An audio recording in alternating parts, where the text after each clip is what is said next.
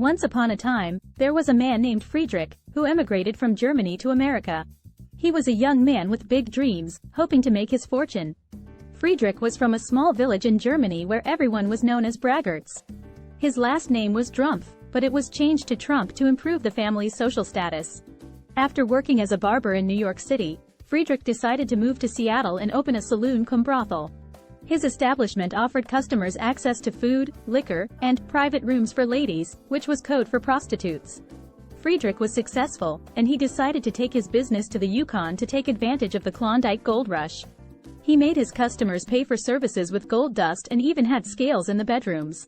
Unfortunately, the regional police chief ordered a crackdown on gambling, liquor sales, and the Scarlet Women, which forced Trump to flee back to New York with a nice nest egg.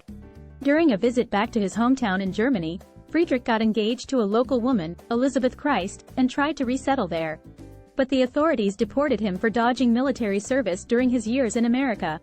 So the couple moved to New York, and when Friedrich died at age 49 from Spanish flu in 1918, it was his son Fred who continued the family's entrepreneurial legacy. Fred set up a garage construction business with his mother when he was still in high school. Elizabeth Trump & Son was a huge success, and in the 1920s, the budding real estate mogul began building single-family houses in Queens. He was so frugal that he would walk around his construction sites picking up dropped nails. In 1936, Fred married a Scottish immigrant named Mary Ann MacLeod, and the couple had 5 children, including Mary Ann, who is now a senior federal appeals court judge, and Donald. After World War II, Fred took advantage of large federal housing grants to build rental apartment complexes in Brooklyn and Queens.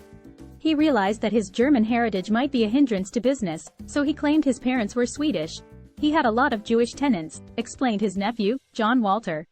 It wasn't a good thing to be German in those days. By the 1970s, Fred was a multimillionaire. When he died in 1999, he was worth as much as $300 million. But Fred's career wasn't without controversy, particularly on racial matters.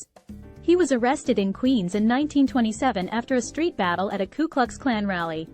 In 1973, the family firm and Donald Trump himself were sued by the Justice Department for allegedly discriminating against black people who wanted to rent apartments.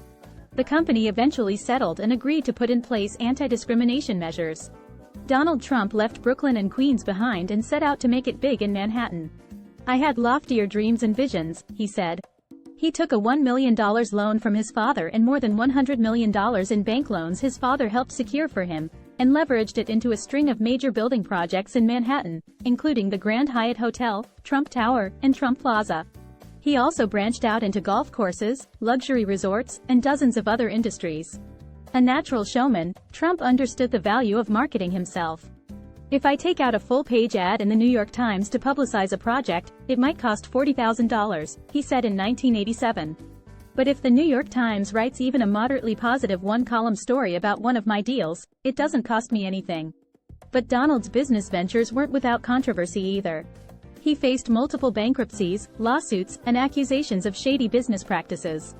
In the early 1990s, he faced a personal financial crisis, with more than $1 billion in personal debt and struggling businesses.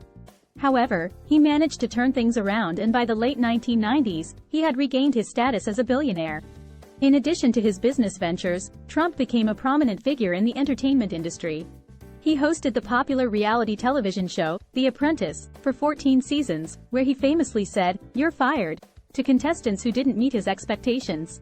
He also made cameo appearances in movies and television shows, including Home Alone 2, Lost in New York, and The Fresh Prince of Bel-Air. Trump's political ambitions first surfaced in 1999, when he formed a presidential exploratory committee for the Reform Party. He later abandoned his presidential bid, but his interest in politics remained. In 2011, he began publicly questioning President Barack Obama's citizenship and eligibility to hold office, which led to widespread speculation that he might run for president in 2012. However, Trump ultimately decided not to run in 2012. Instead, he continued to be an outspoken critic of the Obama administration, frequently appearing on cable news shows to criticize the president's policies. In 2015, Trump announced his candidacy for president, running as a Republican. His campaign was marked by controversy from the start, with his comments about Mexican immigrants being rapists, and his proposal to ban Muslims from entering the United States. Despite the controversy, Trump's message of "Make America Great Again" resonated with many voters who felt left behind by the political establishment. Trump's unconventional campaign style, including his use of Twitter and his combative debate performances, helped him win the Republican nomination. In the general election, he faced off against Democratic nominee Hillary Clinton. Trump's victory in the election shocked many political observers and marked a dramatic shift in American politics. As president, Trump continued to be a divisive figure. He signed a number of executive orders aimed at rolling back Obama-era regulations and policies, including the Affordable Care Act and the Paris Climate Agreement. He also implemented a controversial travel ban on several predominantly Muslim countries, which was later upheld by the Supreme Court. Trump's presidency was marked by ongoing investigations into his ties to Russia, which eventually led to the appointment of special counsel Robert Mueller.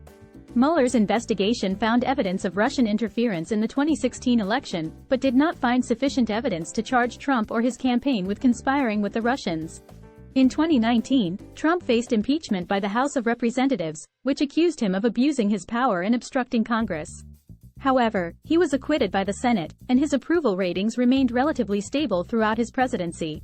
Despite losing his bid for re-election in 2020 to Joe Biden, Trump continued to claim that the election was stolen from him, citing unfounded claims of voter fraud. His refusal to concede the election and his rhetoric about a stolen election led to the January 6, 2021, insurrection at the United States Capitol, which resulted in the deaths of several people and widespread condemnation from both sides of the political aisle.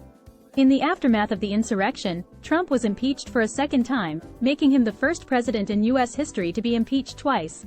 He was again acquitted by the Senate, but his political future remains uncertain. Many of his supporters continue to back him, while others have distanced themselves from him in the wake of the insurrection. As of 2023, Trump remains a prominent figure in American politics and culture, with his legacy continuing to be debated and dissected. If you like this video and want to support us, then ring the bell and subscribe to our channel upcoming future videos.